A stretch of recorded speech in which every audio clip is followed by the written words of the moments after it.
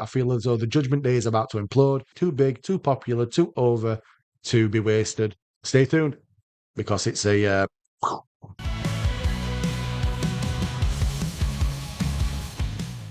What's going on, guys? Welcome back to the channel. Now, SummerSlam is just around the corner. We're yet to do predictions. We've been waiting for the full match card to be announced. It has done, and we're here to do some predictions. So I'm going to run you through the match card very quickly, short and sweet. Who do I feel is going to win and why? So night one, opening the show, I think we've got Raquel Rodriguez and Roxanne Perez versus Charlotte Flair and Alexa Bliss. Who do I feel like wins? Charlotte Flair and Alexa Bliss. The reason why, I feel as though the Judgment Day is about to implode. We need to get the titles away from them, and that implosion will happen probably Sunday. We'll get onto that later on. So Charlotte Flair and Alexa Bliss, new champions. They take the titles. Happy days. Next up is Gunther versus CM Punk. Me and Aaron were quite split on this. Aaron thinks Gunther retains with a shenanigan or something happening afterwards. I think CM Punk wins with a shenanigan or something happening afterwards. It's the same kind of deal, but we'll get onto that later in the video. Stay tuned, because it's a... and Jelly Roll versus Drew McIntyre, potentially, and Logan Paul. Drew McIntyre is still stranded in the UK, I think, at this time, so we'll see. There might be a stand-in partner for Logan Paul on the cards. Who knows? Who takes the win? Randy Orton and Jelly Roll? Of course they do. We've got two heels versus two baby faces, two people that are very much still over with the crowd, are over with the crowd. They probably always will be. So you wouldn't have a big music star like Jelly Roll come in and lose. You just wouldn't. It's not good for business. So Randy Orton and Jelly Roll to take the win.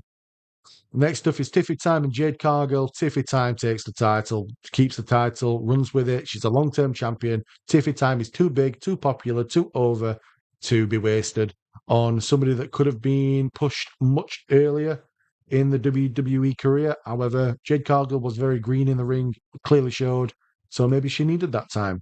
But it's not Jade Cargill's time. Tiffy Time to retain. Next up is Sami Zayn and Karrion Kross. Me and Aaron again were split on this.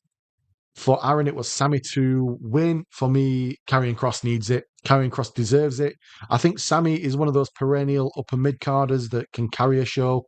Possibly will be world champion one day, but I feel as though he's going to be a transitional champion like Jey Uso. Whereas Karrion Kross, given the right push, he's already shown with a recent radio appearance, he's really good at cutting a promo on the fly. He can speak his mind, speak his heart, and he looks good. He's good in the ring. And Killer Kross was absolutely phenomenal. Get back to Killer Kross. So Karrion Kross, for me, takes the win. Closing the show out is Roman Reigns and Jey Uso versus Braun and Braun. Right, Braun and Braun. They need to split. Seth Rollins stable, Seth Rollins faction is not a faction. It's two guys who are in a tag team that aren't a tag team, that don't need to be a tag team, and never should be in a tag team. Managed by a guy who needs to be a manager of one person, pushing them, who needs help on the microphone, possibly Bron Breakker. Make them get them out there. Get them out there. They don't need to be in there. Roman Reigns and Jey Uso to take the win, and Seth Rollins' little faction, potentially, depending on what happens in the Gunther CM Punk match, break. No pun intended. So that closes out the show with a Tribal Chief and Jey Uso win. Moving on to Sunday, night 2, August the 3rd, opening the show. Hopefully, we've got Dominic Mysterio and AJ Styles again. Me and Aaron were quite split on this. I picked Dom to retain. You know, his entrance at down in Mexico, that AAA, was absolutely phenomenal. The Stone Cold level pop. Whereas Aaron thinks AJ Styles takes the title with the help of Finn Balor coming in and costing Dom the title. Implosion of the Judgment Day ensues. Thank goodness.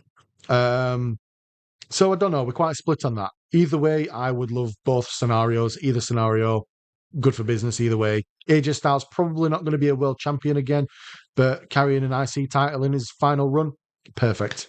Yeah, let's make it happen. Possibly a heel AJ Styles as well. Finn Balor and him have history with the Bullet Club, so kind of makes sense in that aspect. And we have Solo Sikoa and Jacob Fatu up next.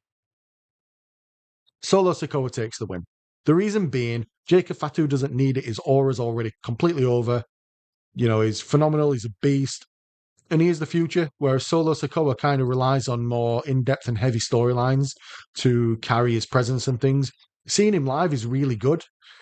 And it shouldn't be like that, but unfortunately it just is. That's why he's always tied to a group, whereas Jacob Fatu is shown and he's proven that he doesn't need to be tied to a group like that. So Solo Sikoa needs the win. They'll keep the US title on him for a little bit to try and build out the Bloodline 3.0, which is still quite new. So Solo to take the win. Next up is Becky Lynch and Lyra Valkyria in a no DQ false count anywhere, last chance scenario type of match or whatever they're billing it to be. But who takes the win? Becky Lynch with the help of Bayley. Say no more. There we go. Becky Lynch to retain. Next up is Naomi versus Io Sky versus Rhea Ripley in a triple threat. Also, that means no DQ match. Who takes the title? Again, we were split on this, but Aaron thinks Naomi retains, whereas I think Rhea Ripley takes the title. For the purpose of being crowd favourites, being over with the crowd, Naomi is over with a much of a younger audience, the same with Io Sky, whereas Rhea Ripley commands the attention of all audiences, not just a specific demographic. It's weird seeing Rhea Ripley without a title, isn't it? She's just championship material. She looks like a champion, carries herself like a champion. She's dominant. She needs to have a belt on her.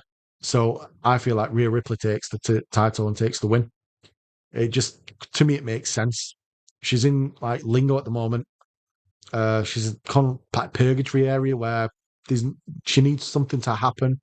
And I feel like a win here would do that. So closing the show on night 2, the main event of the main events is John Cena versus Cody Rhodes. I feel like John Cena doesn't end his career as a heel. He doesn't.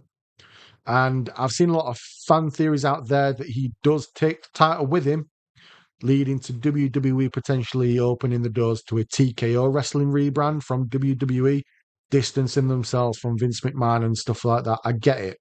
However, I don't see that happening. WWE is such a big, wide name, worldwide known entity.